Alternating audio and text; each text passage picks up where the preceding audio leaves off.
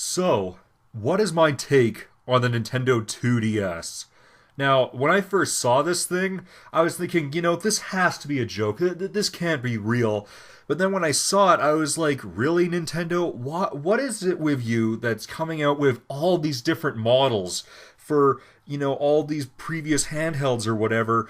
But then when I took the time and actually thought about it, I thought, you know what? This is actually a good idea. No, not only is this a good idea, but this is a really smart idea, actually. For those of you who are unaware, the Nintendo 2DS is essentially a new model of the 3DS. It does everything else that the 3DS does, like, play 3DS games and DS games and all those Virtual Console games and Street Pass and whatever, but it doesn't have the clamshell design. It kind of goes for that original Game Boy, kind of brick-like style, which I'll explain the reasoning for that later. The biggest thing about it is it doesn't do the 3D display like the Nintendo 3DS does. Now, ditching the clamshell design and the 3D display, the reason for that was to make it the cheapest 3DS and the cheapest handheld on the market. It is priced at $130. Now, going back to this whole brick design, the benefit to that is that the two screens, because there's no clamshell design, the two screens are essentially one screen all attached together. The good thing about this is that it makes the manufacturing costs a lot cheaper. On top of that, when it's a brick-like shape, it's a lot more durable. So when you drop it and whatever, it doesn't snap in half like a clamshell design does. The drawback to the brick design is that it's not as portable, so you can't stuff it in your pocket or whatever. The main purpose of the 2DS's existence is simply because it's going to cater to people that don't really care about 3D and they just want a really cheap handheld, or people that can't afford a 3DS, or it's people that are below the age of 7. Because if you look on the packaging of a lot of 3DS games, it clearly says 3D display is recommended for ages 7 and up. To counter this issue, they had to come out with a 2D Nintendo 3DS. Plus, this actually benefits on the parents' budget because why spend $170 or $200 on a 3DS or a 3DS XL when they can get a 2DS, which is cheaper and better for the kids' eyes? Now, I know that some of you are thinking, oh, well, this seems kind of redundant. My 3DS has a switch where I can turn the 3D on and off. What was the point in making the 2DS anyway?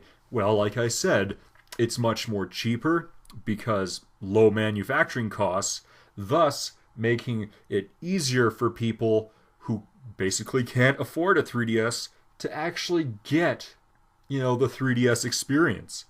On top of that, too, I also have a story that kind of fits in with that question.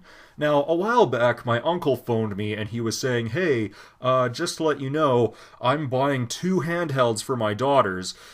So since you're such a Nintendo whiz, I thought I'd phone you up and ask you what your opinion is on what handheld I should get. And keep in mind, the 3DS was, just coming out. The DS was pretty much almost at the end of its lifespan or whatever. And I said to him, honestly, the best Nintendo handheld that you should get right now is a Nintendo 3DS, simply because it can play 3DS games and DS games on one handheld, plus it's going to be out on the market longer because it's brand new. Then he responds to me by saying, well, I don't really like the 3DS simply because the 3D will damage their eyes.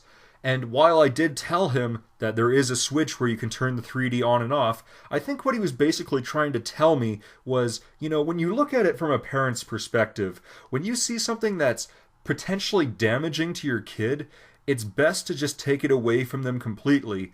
Sure, there is a switch where you can turn the 3D on and off, but just because there's an on and off switch, that doesn't mean that the kid can no longer have access to it. With the Nintendo 2DS, that solves all those issues.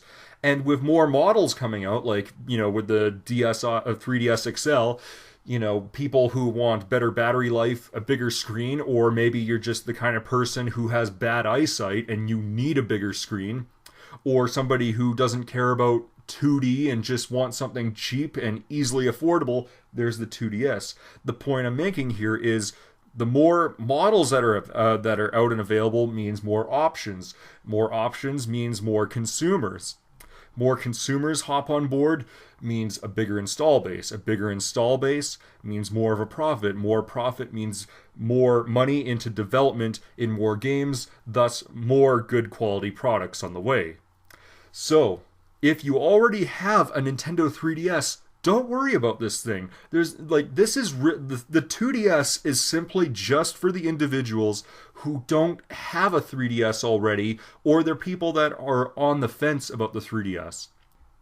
Now then, from my own perspective, what do I think of the Nintendo 2DS? Is it something that I really need? Is it something that I really want? No. The reason why is because I already have a Nintendo 3DS. I like the clamshell design because it makes it more portable and easy to fit into my pocket. And portability is something that really means to me because I'm the kind of person who does a lot of walking around or driving and whatever, especially when I'm carrying all this other shit like my cell phone and my wallet. Yeah, I'm going to need something smaller so it can fit into those pockets. Plus, I also like having the option to switch from 2D to 3D because, in my opinion, I think the 3D display is kind of cool. But like I said, the 2DS is for a different audience, and I'm not one of those people. But at the same time, the market needs variety because the more options that people have, the better. So, anyway, this is Nintendo Guy saying take care and see you later.